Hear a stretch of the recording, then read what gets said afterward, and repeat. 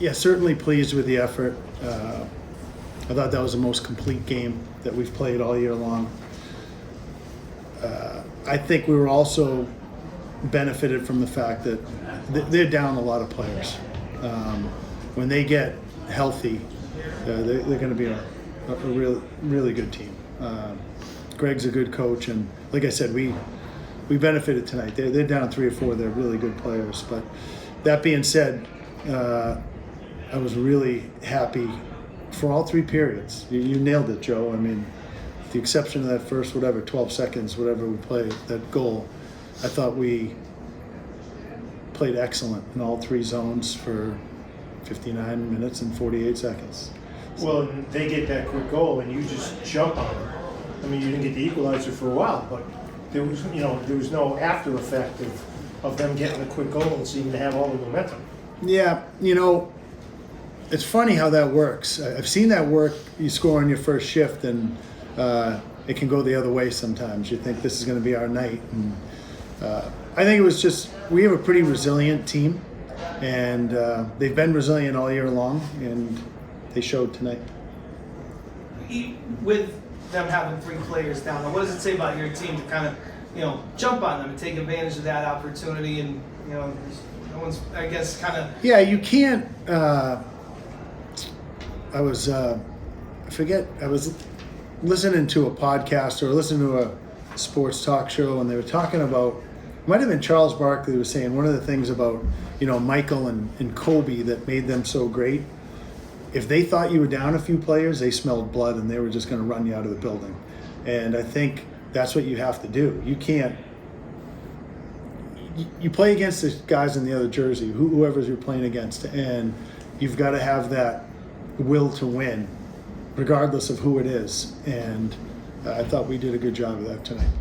You talked about Torberg playing a great 200-foot game and the chances are going to come. He kind of broke through tonight. Is that kind of that reward for his effort through this stretch? It is. He won a battle down low. When he scored that goal, he won a battle down low so we could break the puck out and then beat everybody up the ice. And that's the hallmark of a really good hockey player right there. When you can win a battle in your own defensive zone, beat everybody up through the neutral zone, and then finish in the offensive zone, that's an A+ right there.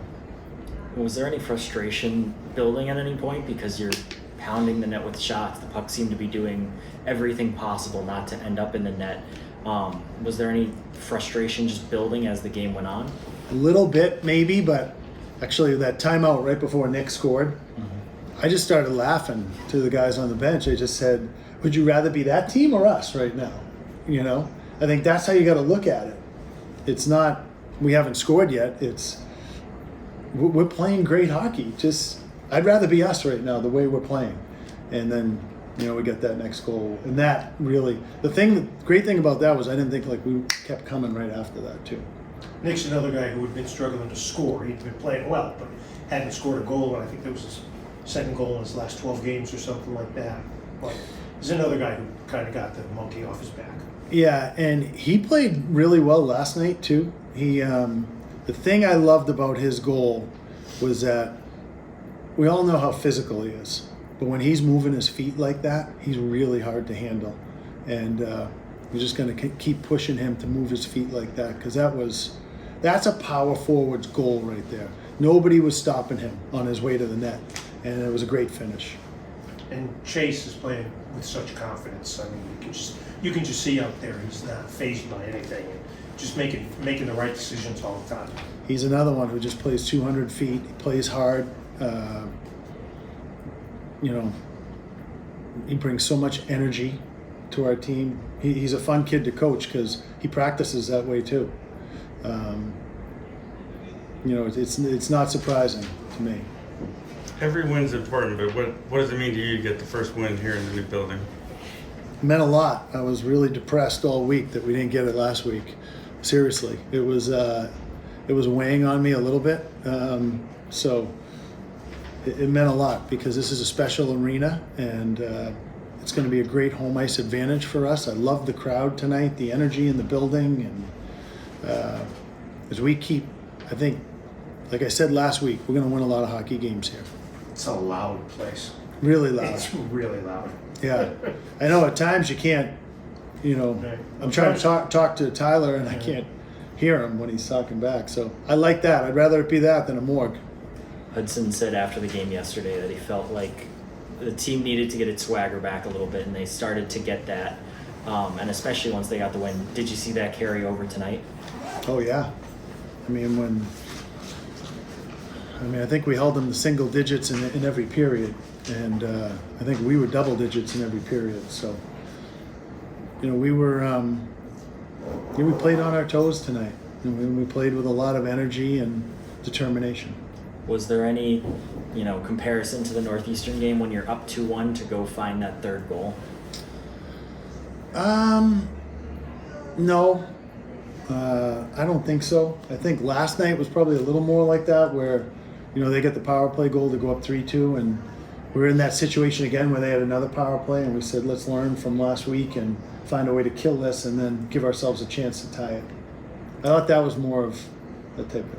I'm gonna piggyback on that. 5 times this year, you've gotten the extra point. So this is kind of going to last night. 5 weekends, you come away with 4 or 5 points maybe in Hockey East. What does that say about your team to, be able to get that extra point and you got 5 points in the standings because of either winning in overtime or the shootout?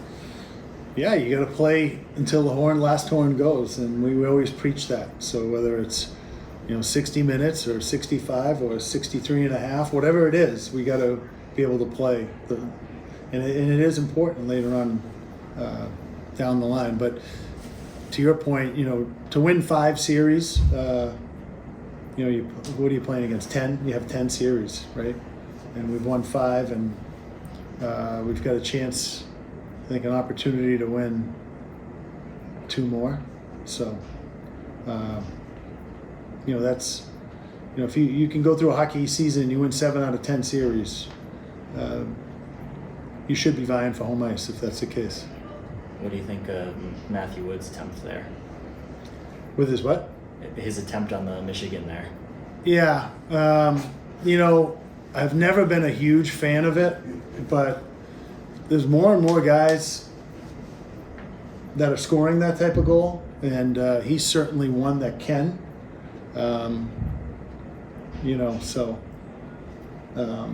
We scored right after it, right? So You did, yeah. He stayed with it. I mean, yeah, made a beautiful pass. Yeah. I was going to ask that, just to piggyback. I mean, for him to have, what does it say about his ability to, hit you in different ways? He tries that skillful play, it doesn't work out, then he makes an unselfish play. But the surprising thing for me was I've never seen him do it, not once. Like there's some guys that practice it all the time. I've never seen him try it. So, did the guy make a save? Or did he hit the crossbar? No, it hit his shoulder. Yeah. His shoulder, yeah. Yeah. Thought he had it. And you hit plenty of iron tonight too. I think Jake Percival's hit a post in the last 4 games. Yeah. I mean, he's playing great hockey, so it's going to drop for him. Well, he got one last night, but he's playing great hockey. What was the mood like on the bench before Nick scored that goal? Before Nick scored that goal, it was just all positivity. We knew the way we were playing was we were doing all the right things to get one and eventually win the game. And I mean, everyone was just with each other the whole game. The theme of the game was trust in each other and trust what we do. And I think we attacked that all night. Did Cav really just start laughing at the bench at that timeout right before?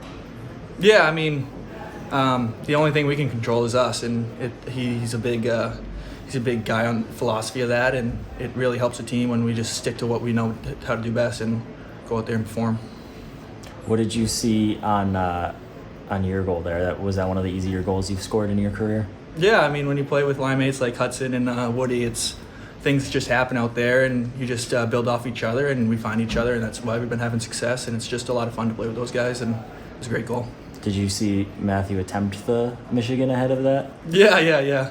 I thought he had it, but he thinks he's going to get it soon. But it's just fun to watch him and play with him, and he's a really special player. Have you seen him practice that? Because Cav said that he'd never even seen him try it before.